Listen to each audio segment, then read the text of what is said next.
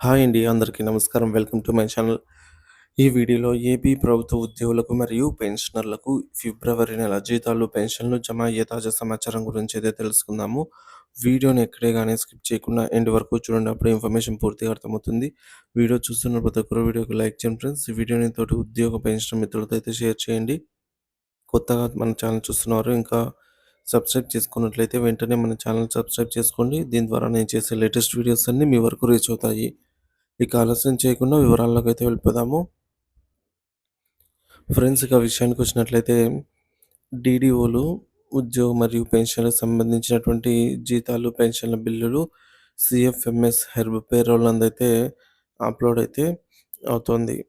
So, కొన్ని బిల్లులు payment status check చేయగా చాలా వరకు బిల్లులైతే బిల్ నాట్ అప్రూవల్ స్టేజ్‌లో ఉన్నాయి. మరికొన్ని బిల్లులు వెయిటింగ్ ఫర్ ఫండ్ క్లియరెన్స్ స్టేజ్‌లో అయితే ఉన్నాయి. సో, బిల్లు స్టేటస్ చెక్ చేసుకోవడానికి మనకు ఈ లింక్ అయితే డిస్క్రిప్షన్‌లో ఇస్తాను. ఇది ఓపెన్ చేస్తానే మనకు యూజర్ ఐడీ, పాస్వర్డ్ అడుగుతుంది. యూజర్ ఐడీ దగ్గర మీ యూజర్ ఐడీ అంటే సీఎఫ్ఎంఎస్ ఐడీ, పాస్వర్డ్ దగ్గర మీ యొక్క పాస్వర్డ్ సీఎఫ్ఎంఎస్ పాస్వర్డ్ ఎంటర్ చేసి మనమైతే పేమెంట్ స్టేటస్ చెక్ చేసుకోవచ్చు. సో, ఈ విధంగా బిల్లులైతే కొన్ని వెయిటింగ్ ఫర్ ఫండ్ క్లియరెన్స్ స్టేజ్‌లో ఉన్నాయన్నమాట. సో, చాలామంది పే స్లిప్స్ ఎలా డౌన్‌లోడ్ చేసుకోవాలని అయితే అడుగుతున్నారు. సో, మరి పే స్లిప్స్ అనేవి ఈ విధంగా మనము ఉద్యోగులైనా, పెన్షనర్లైనా గూగుల్ క్రోమ్‌లో ఓపెన్ చేసి నిధి లాగిన్ అని టైప్ చేసి ఈ ఫస్ట్ వెబ్‌సైట్‌ని అయితే ఓపెన్ చేయాల్సి ఉంటుందన్నమాట. నిధి.ఏపీసీఎఫ్ఎస్ఎస్.ఇన్. ఇక్కడ మనకు లాగిన్ పేజ్‌లో ఈ విధంగా యూజర్ ఐడీ, పాస్వర్డ్ అడుగుతుంది. ఎంటర్ చేసి సైన్ ఇన్ చేయాలి. తర్వాత మనకు ఎంప్లాయీ పర్సనల్ ఇన్ఫర్మేషన్‌లో మనకు పే స్లిప్స్ అయితే ఉంటాయి ఆప్షను. ఇక్కడ మనకు రీసెంట్ పే స్లిప్స్‌లో మనకు ఈ ఫిబ్రవరి 2025 అనైతే ఉంటుందన్నమాట. సో, మనం దాన్ని వ్యూ పే స్లిప్ అని క్లిక్ చేసి ఈ విధంగా ఓపెన్ అవుతుందన్నమాట. సో, అక్కడ నుంచి మనము డౌన్‌లోడ్ చేసుకోవచ్చు. ఏపీ పెన్షనర్స్‌కి ఇంకా పే స్లిప్స్ డౌన్‌లోడ్ కాలేదు.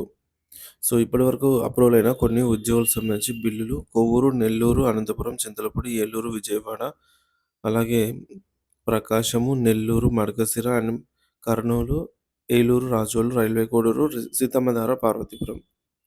సో, ఇక్కడ బిల్లులైతే కొన్ని వెయిటింగ్ ఫర్ ఫండ్ క్లియరెన్స్ అయితే పొంది ఉన్నాయన్నమాట. అప్రూవల్ పొంది వెయిటింగ్ ఫర్ ఫండ్ క్లియరెన్స్ స్టేజ్‌లో ఉన్నాయి. మిగతా కొన్ని బిల్లులైతే బిల్ నాట్ అప్రూవల్ స్టేజ్‌లో అయితే ఉన్నాయన్నమాట. చూసుకోవచ్చు పేమెంట్ స్టేటస్. సో, మరి ఈ విధంగా ఉద్యోగులు మరియు పెన్షనర్లు చాలామంది కామన్‌గా అడిగే క్వెషన్స్ అయితే ఏమంటే, మాకు ఒకటో తేదీనే జీతాలు పడటం లేదు అని అయితే చెప్తున్నారండి. సో, చాలామంది మనకు లాస్ట్ మంత్ చూసుకున్నా సరే, జనవరి నెల జీతాలు, పెన్షన్‌లు ఒకటో తేదీన జమ కాలేదన్నమాట. మనకు మూడవ తేదీ నుంచి జమ కావడం జరిగింది. అదేవిధంగా ఇప్పుడు కూడా మనకు ఒకటో తేదీ అనేది సాటర్డేనే పడిందనమాట. సాటర్డే అనేది మోస్ట్‌లీ జమ కాకపోవచ్చండి. సో, కాబట్టి మేము ఈఎంఐలు ఎలా కట్టుకోవాలి? అలాగే మాకు సంబంధించినటువంటి ఒకటో తారీఖుని నిర్వహించుకోవాల్సినటువంటి ఆర్థిక భారాన్ని ఎలా మేము మేనేజ్ చేయాలి అనైతే అంటున్నారు. సో, ఫ్రెండ్స్, మీ అందరికీ గుర్తే ఉండాలి. గతంలో ఈ ఫోటో అనేది కొద్దిగా వైరల్ అయింది. మంత్రి నారా లోకేష్ గారు గూడా ఈ ఫోటోని ట్యాగ్ చేసి ఆహ్, ఒకటో తేదీన సాలరీ క్రెడిటెడ్ అని డేట్ ఆగస్టు 1 ఆహ్, టైం గూడా మార్నింగు 7:45కే ఒకటో తేదీనే జమ అయిందని ఒక ఎంప్లాయీ ఫోటోని ట్యాగ్ చేశారనమాట. మరి అప్పుడు మ్యాటర్ ఏందనేది చదువుదాము. సాలరీ క్రెడిటెడ్ ఉద్యోగి ఆనందంపై లోకేష్ ట్వీటు. కూటమి పాలనలో ప్రభుత్వ ఉద్యోగులకు ఒకటో తేదీనే జీతాలు పడుతున్నాయని మంత్రి నారా లోకేష్ గారు అన్నారు. ఆ రోజు ఉదయం అంటే ఆగస్టు 1 తేదీ ఉదయం సాలరీ క్రెడిట్ అయిందంటూ ఒక ఉద్యోగి పలక మీద రాసి చూపించిన వీడియోను ఆయన షేర్ చేశారు. ప్రభుత్వ ఉద్యోగులకు ఒకటో తేదీన పడిన జీతాలు ఆనందమయ జీవితాలు. ఇది కూటమి ప్రభుత్వం సమర్థ సమర్థ పాలనకు నిదర్శనం అనైతే ఆహ్, ఈ క్యాప్షన్ అయితే లోకేష్ గారు ట్వీట్ చేసి క్యాప్షన్ అయితే పెట్టారనమాట. మరి మనకు ఇనిషియల్‌గా 2, 3 నెలలు అలా జరిగింది. ఒకటో తేదీనే చాలా వరకు జీతాలు, పెన్షన్‌లు జమ అయ్యాయి. కానీ ఆ తర్వాత రాను రాను 3వ తేదీ నుంచి జమ అవుతూ వచ్చాయన్నమాట. 3-5 తేదీ మధ్యలో జమ అవుతూ వస్తూ ఉన్నాయి.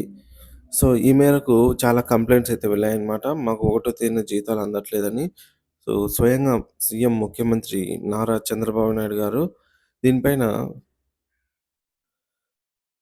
ఆర్థిక శాఖకు ఆదేశాలైతే జారీ చేశారు. ఎన్ని ఇబ్బందులున్న రాష్ట్రము ఎన్ని ఆర్థిక ఇబ్బందులున్నా సరే ఒకటో తేదీన జీతాలు జమ చేయాలనైతే ఆదేశాలు జారీ చేశారు.